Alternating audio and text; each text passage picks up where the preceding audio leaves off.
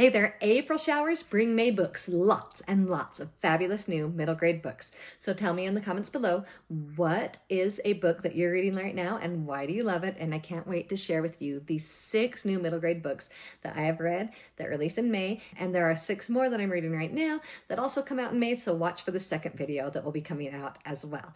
The first one is Funjungle, All Ears by Stuart Gibbs. I just barely finished an interview with him for the podcast Book Cuddle. So check that out as well, because he is so much fun. He writes these books that it just immediately pulls you in, because the first chapter is about him on a case solving why is the deer urine going missing.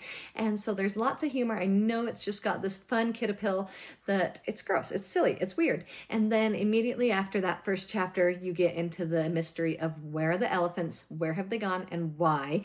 Why is one still missing? So throughout the story, they've got to figure out, can they work and respect somebody who they disagree with something that they feel passionately about?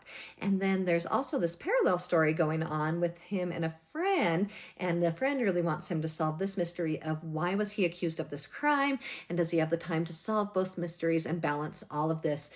Really powerful themes, but so much fun and humor in there. I love the way Stuart Gibbs writes, and I can't wait to read more of his books. The next book is The Gate, the Girl, and the Dragon by Grace Lynn. I read a book of hers years ago, and so I knew I had to read this one, and it is just as beautiful and powerful with beautiful writing, and there's illustrations in it that you're just going to love.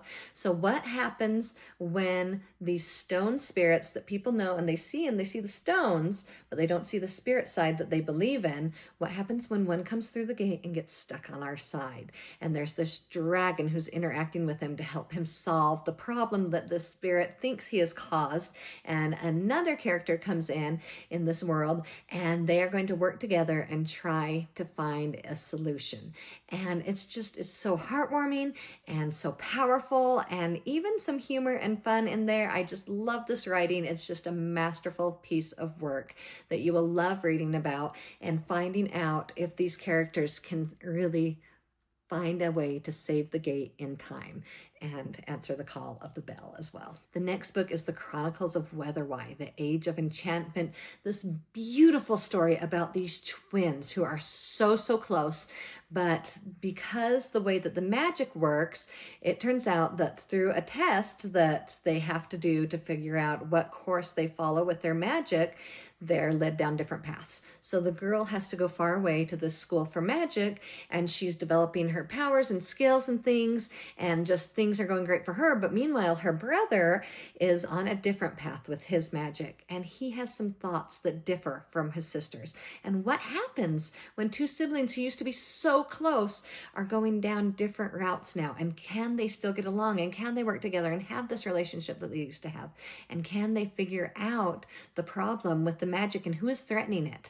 And so this is just a beautiful, beautiful, hopeful story, fun writing, fun adventure, just quick pace that I really enjoyed reading it. I just couldn't wait to get back to it every time I had to put it down. It is such a great series that I hope it's a series. It's set up that it seems like it's a series. Can't wait to get more of it from Anna James. All right, the next one is J versus K. So J represents Jerry Craft, and then K represents Kwame Alexander. So Jerry Craft, you know, his fun books like The New Kid that won the Newbery, and then these are graphic novels and so much fun, beautifully written, beautifully illustrated. But then K represents the side of writing with the poetry that is just so powerful, that has just taken the world by storm with these novels in verse.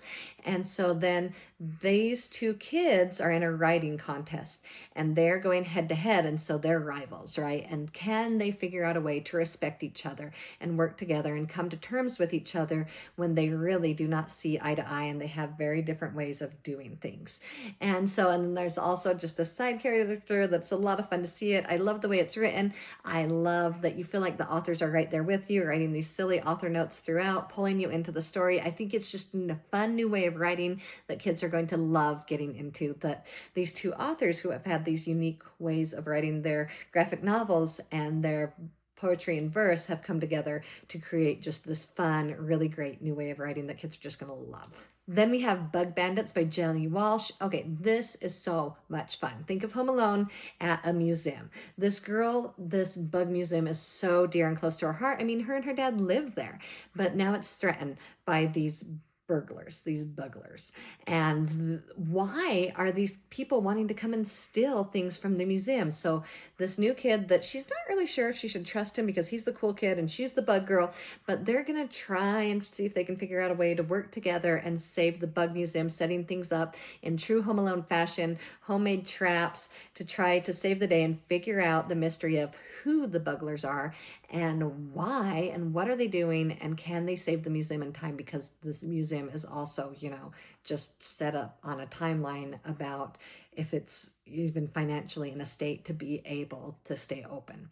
And so it's just a whole lot of fun to read, a whole lot of fun mystery. I think kids are gonna love it. The last book is The Abandoned Theater by Dana Robertson. I love how she compares it to the Goonies meets Narnia. So it's this really fun story about a girl that goes to save her friend that disappeared through mysterious circumstances at this theater that has mystery long ago from years past. And so she goes to see if she can figure out the mystery and get there in time, but then she's pulled into another mystical, magical world. Just so much fun and just makes a great short little read. I think kids are really gonna love it. So tell me in the comments below, which of these books do you most look forward to reading? Give me a thumbs up if you enjoyed this video, subscribe to the channel, and come back and keep getting more great book recommendations for the kids in your life. Bye.